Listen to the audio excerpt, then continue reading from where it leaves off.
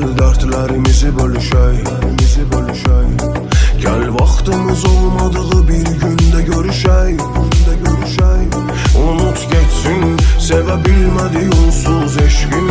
Olabilmedi eşkimin eşkim. İnan herkesin öz yolu var. Ürəyi deşdi, elə bir qarmağa biz ilişdik. İkimiz də bir anda dəyişdik. Gözəl hər şeyin bir sonu var. Gedən ömrümü saçlarımda düzərəm. Mən sənsizliyimlə ölmərəm ki düzərəm.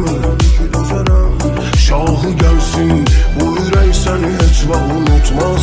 Əlim başqa bir əli daha tutmaz. Sevən adamın bir yolu var. Otur ağla, axı başqa cür heç nə ovutmaz. Ürək göz yaşlarımızı udmaz. Betər hər şeyin bir sonu var.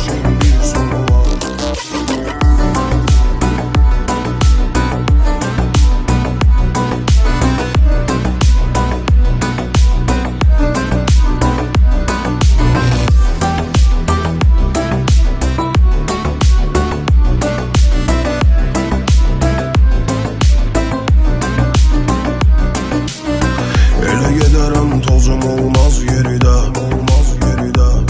Məni canım bir daha görə bilməz yeniden. Buralar mənə indi bir məzar qədər dardı. Buranı mənə dar edən uyardı. Geri dönmən bir yolu var.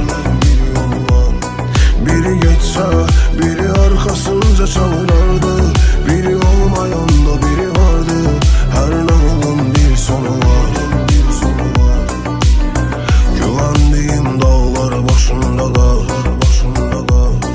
Köksümdə neçə xəncər, neçə dağ yeri var.